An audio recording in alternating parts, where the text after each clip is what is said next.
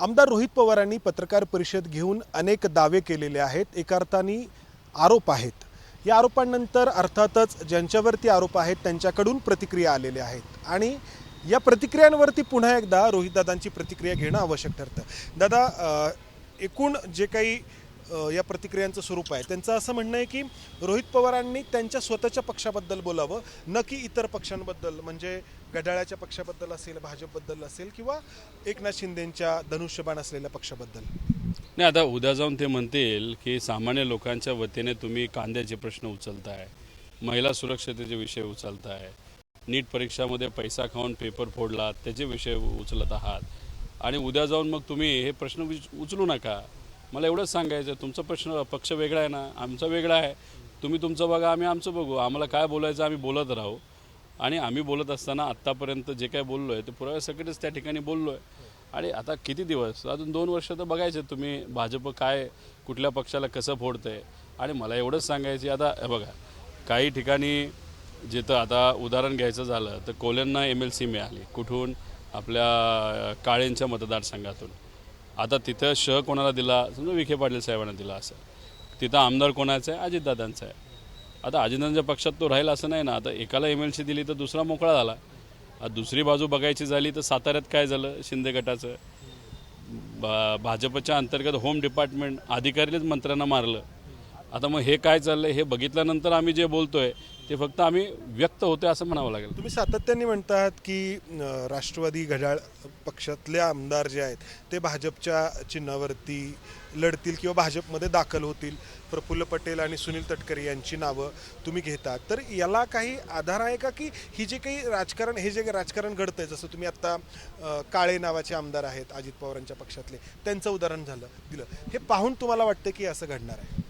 नाही, तसं नसतं। आता हे बघा, प्रफुल्ल पटेलांना कुणी वाचवलं तर भाजपली वाचवलं ईडीच्या अनुषंगाने, त्यानंतर सुनील तटकरेंना कुणी वाचवलं, भाजपली वाचवलं। आता काल त्यांचं तसेही त्यांच्या पक्षातून डिमोशन झालेलं आहे। आता मग त्यांना दुसरा पर्याय दुसरा कुठला उरला नाही आणि मग बीजेपी शोधत शरद पवारांकडे आले, तुमच्या अध्यक्षांकडे। मला असं वाटतं चहा पिण्यासाठी ते आले असतील, बाकी काही दुसरा कुठला विषय नसावा। आणि पवार साहेब साध्या कार्यकर्त्यापासून मोठ्या नेत्यांपर्यंत काही एखादा विषय असेल तर चर्चेसाठी भेटत असतात। काय पहिलाच आम्ही कशासाठी भेटतोय हे न सांगता सुद्धा लोक भेटत असतात। तुमचं एवढं तर मान्य आहे की त्या पक्षामध्ये म्हणजे सुनील तटकरे, प्रफुल्ल पटेल यांचं काही जमत नाहीये सुनेत्रा पवार आणि पार्थ पवार यांच्यासोबत, कारण टायपो मिस्टेक एकदा होऊ शकते, ती दुसऱ्यांदा होऊ शकत नाही, हे तर दिसतंय। अर्थात तो त्यांच्या पक्षातला विषय आहे, पण याच्यातून पुन्हा एकदा चर्चा अशी निर्माण होऊ शकते की मग त्यातला कोणता भाग तुमच्याकडे, तुतारीच्या पक्षाकडे येऊ शकतो का?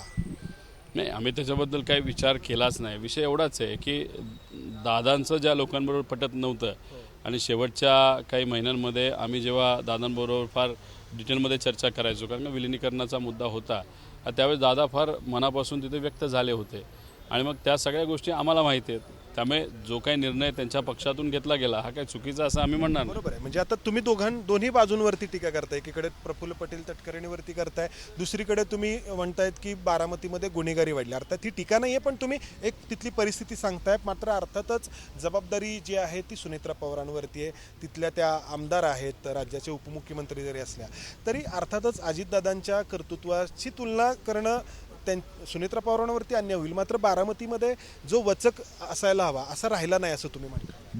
म्हणजे लोक जे म्हणतात ते आम्ही बोलतोय ना, आणि शेवटी आम्ही विधानसभेला जेव्हा म्हणजे पोटनिवडणुकीला जेव्हा फिरत होतो, संवाद साधत होतो, लोकांशी बोलत होतो, लोकांचं मत आलं, आम्ही इथं व्यक्त झालो।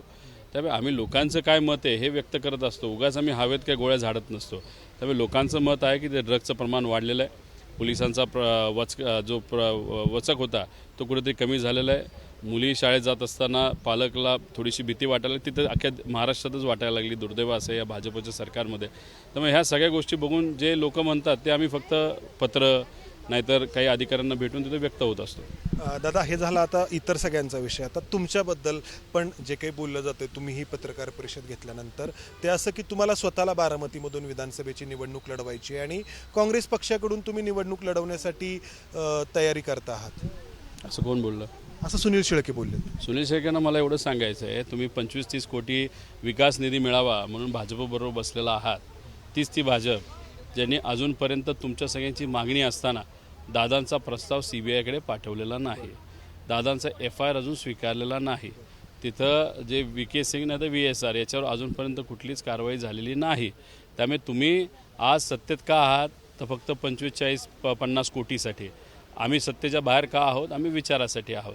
त्यामुळे पहिलं तुम्ही सत्तेत असताना बडबड करण्यापेक्षा, उगाच हवेत गोळ्या मारण्यापेक्षा, कोण कुठल्या पक्षातून उभं राहतो हे बोलण्यापेक्षा सत्तेत आहात ना, जाऊन दादांना न्याय देण्याचा पहिला प्रयत्न करा आणि मग तुम्ही त्या ठिकाणी बोला. बरोबर आहे. अजितदादांच्या अपघाताची सत्य परिस्थिती समोर यायला पाहिजे.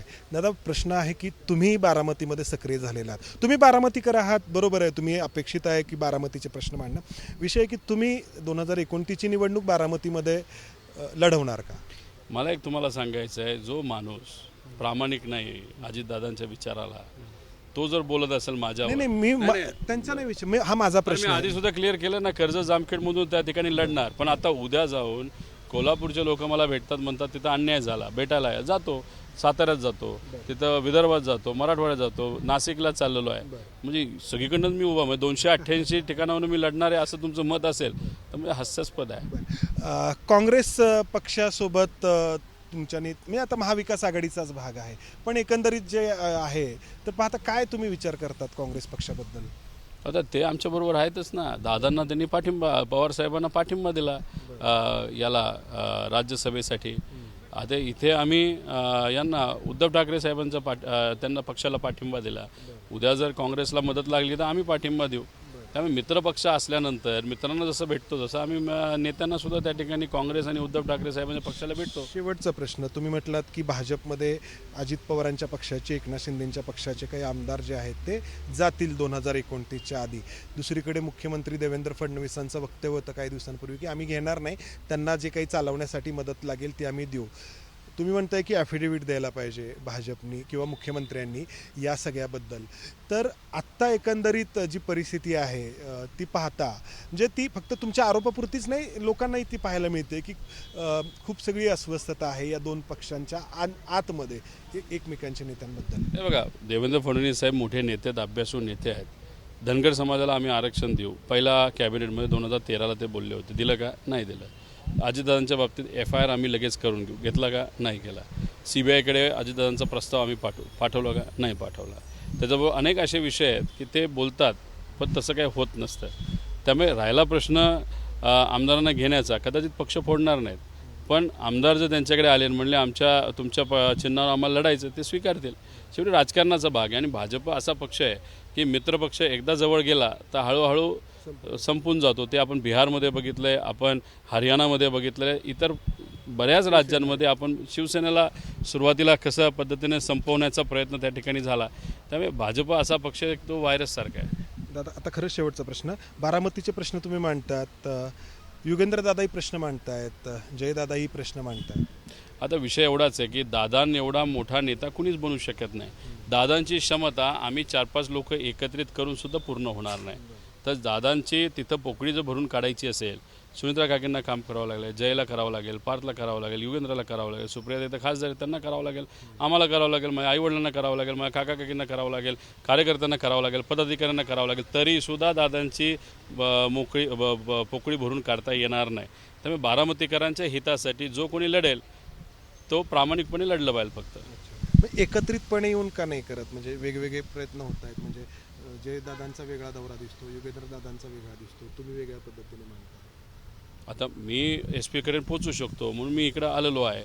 आता ते तिथं गावात जाऊन लोकांपर्यंत पोहोचतात, ते त्या ठिकाणी करत आहेत. त्यामुळे सगळ्यांनी वेगळी भूमिका घेत, आता शेवटी जयला आणि पार्थला सुद्धा देशाची जबाबदारी मिळाली असं काल त्या ठिकाणी कळलेलं आहे. त्यामुळे त्यांना देश पुरा बघायचा आहे. आम्ही काही लोकल आहोत, आम्ही कधी इकडे तिकडे जाऊ शकतो. धन्यवाद दादा. तर जय आणि पार्थ यांना देश बघायचा आहे, त्यांना देशाची जबाबदारी मिळालेली आहे, आम्ही तर लोकल पातळीवरती आहोत. हे रोहित पवारांचं तिरकस भाष्य करणारं जे वक्तव्य आहे ते बारामतीमध्ये नजीकच्या काळात कशा स्वरूपाचा राजकीय संघर्ष असू शकतो हे दर्शवतं. कॅमेरामन राजेश बिडकर समंदार गोंजारी, ABP माझा, पुणे. ABP माझा, उघडा डोळे बघा नीट.